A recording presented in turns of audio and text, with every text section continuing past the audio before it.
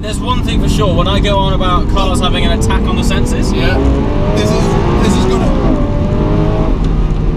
This is one of them. It's attacking more than my senses. It's attacking your spinal cord. Yeah. I am enjoying it. Yeah. I am enjoying it. I'm enjoying it in levels of fear and adrenaline.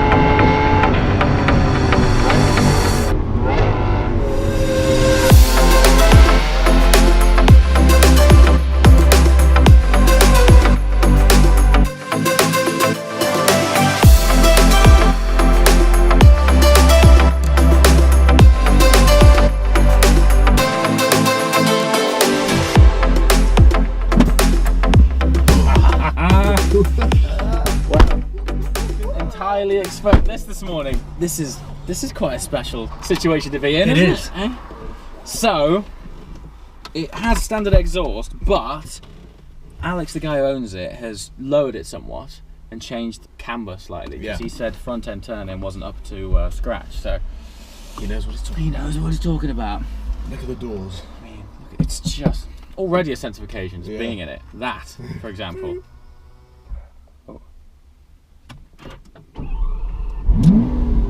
Oh. Engage first. Love the instrument cluster. It is like being in a jet. Yeah. We got the G-force meter right below the revs. Yeah. That's all you need. That's all you need, right? Alright.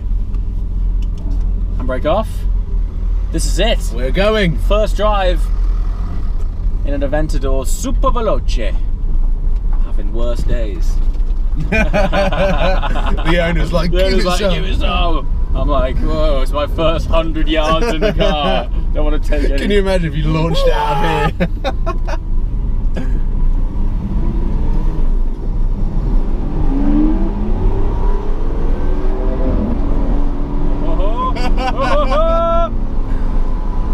It feels a big car. Yep. It's right.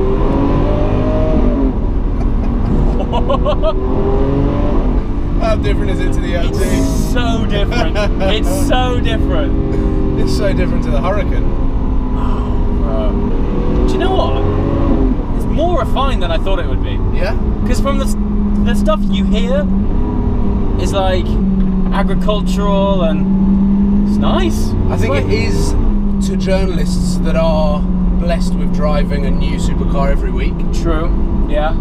But I mean, we've just hopped out of the LT, which arguably is possibly the most refined sort of supercar experience. He did say that would happen. Right, let's put it in something exciting. Sport? Yeah.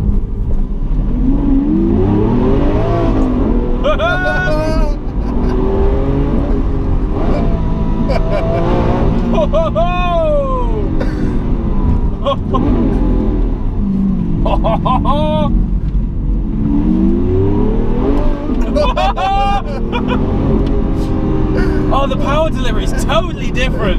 Totally different. They hold on somewhere. Oh, it's in auto. How do we take it out of auto? Good job, I've got a Lamborghini driver here.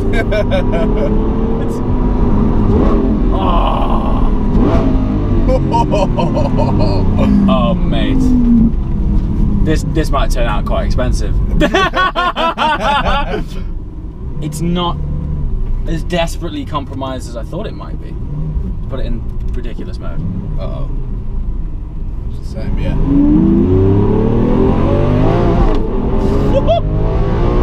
Oh! There's the punch in the face. Bro.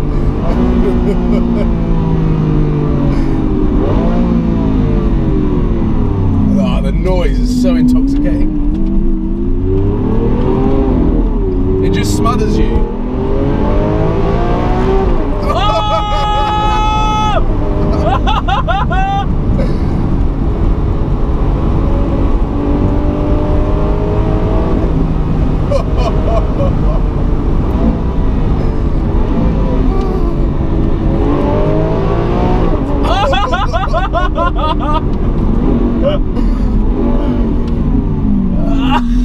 It's a joke.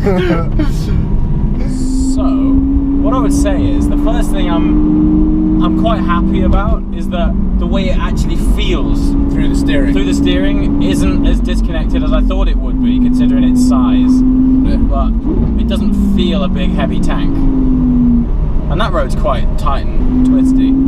Felt like a tank on this side of the road. Yeah, I bet. Yeah, those rocks are really close. Yeah, those rocks are really close, man.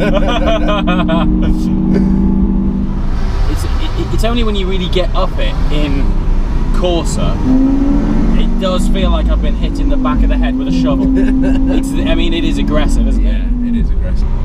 And this being stock, I mean, I'm going to say what is probably now going to be the Supercars London catchphrase. Yeah. It needs an exhaust. But the owner's getting a Larini for I it. agree with you. It does need an exhaust.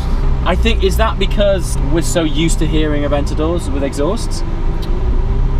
I think it needs an exhaust. I think it needs an exhaust. They always sound better from the outside too.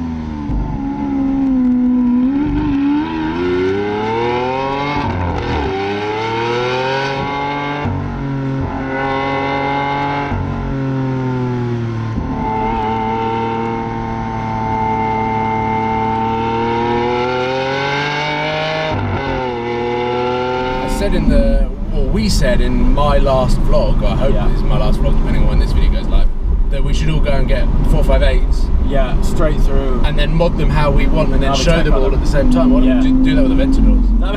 I'm down for that. One of my thoughts is, and this is something to think about, in the context of the hills of Monte Carlo. Yeah. Awesome. Yeah. How would it go? In the real world. I mean, Watford High Street? Yeah. Told you.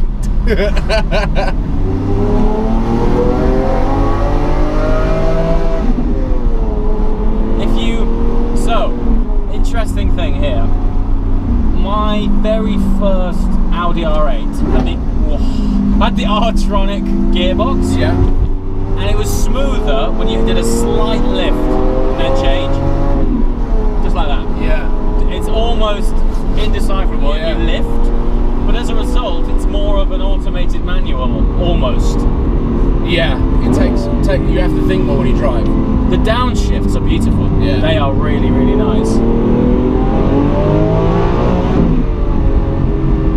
Right now, in the world of supercars, there is a compromise. Yeah. There just is. It's like if you want a rear-engined V12, you've got to have what, I'm going to put it out there, a sloppy gearbox. Yeah. But the trade-off in terms of sense of occasion and drama, I mean, there's not much that's going to give you that like this. No. It's totally, and the way it looks is just obscene. Yeah. It is a stunning car.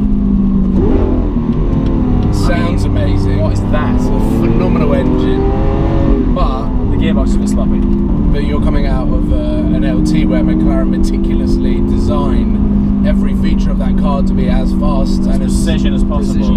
And Lamborghini just don't do that. No. Lamborghini say they don't build supercars, they build Lamborghinis. Yeah. And that's so true. It's they've got their own thing, haven't they? They've totally got their own space. And what's quite interesting is, I mean, how fast do you want to go on the road? Yeah, exactly. You know what I mean? Exactly. I'll be interested to see, after you've driven this, you're driving the Aventador S in a few days.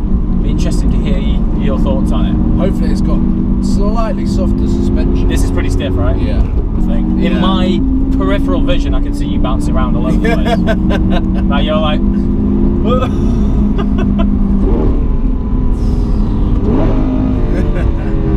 With an exhaust? Yeah.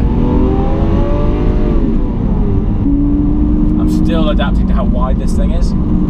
It's a big car. It's a big car, but I think that the size of the steering wheel actually makes it feel a little bit smaller. I fully agree. Yeah. One of the great things about this car, the nose lift actually reacts instantly, unlike the LT, where I have to wait. Mate, the LT, I have to wait. I know this sounds stupid, but I reckon the LT takes about 20 seconds. Really? Now I know 20 seconds doesn't sound much, but in the real world, when you've got traffic behind you, you sat there for 20 minutes instead of 20 seconds. And traffic, like, I've had people beat me. Like, what are you doing? I'm like, wait for a lift to go up. The rear-wheel drive Hurricane is the best driving experience that you get from a Lamborghini. But I fully agree with you. Want an Aventador next. It's funny, right? It's weird. Is it? Because I think we're just longing for more drama, more sense of occasion. Yeah.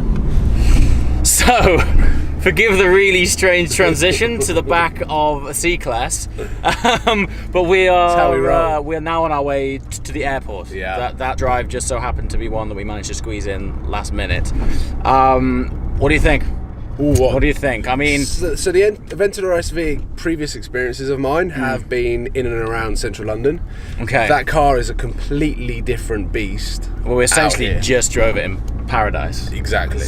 Which beautiful roads, helps. amazing weather. Yeah. And it was a left-hand drive car, but it didn't feel out of the ordinary for me. Which is mad considering how big that car is. Yeah. And how the A-pillar kind of blocks most of the apex. Yeah. But it was a load of fun. So the biggest takeaways for me were massive sense of occasion, big drama. Yeah. I just still don't think I can get around that gearbox. Yeah, but you have. I mean, how do you feel? You now drive one of the slickest gearboxes in the Huracan. Yeah. How do you think about that car? I think because of my love and bias towards Lamborghini. Yeah. You think I'll just be like, it's part of the car. It's part of it. But I'll probably get bored of it after a month. It feels like that car. It feels like the kind of thing that you need to get out of your system. Because, it's such a sense of occasion. But I reckon after you've lived with it for a few months, you'd be like, this is getting a bit tiresome now. Yeah, but how many times do we talk about where else can you get a mid-engine V12 in a car? We talk about it all the time. And right now, there's this huge compromise. I think Lamborghini are in a position to clean up. Yeah. If they just stick a twin clutch in the next Aventador, then I would consider it ordered. Yeah. I think so many people that I know in the car community feel the same way. Yeah, absolutely. But it was an awesome experience. Anyway, guys, as always, thanks for watching. We now have to head to the airport pretty quickly because we're mildly late. Thanks for watching. See you next time. Bye. Ciao.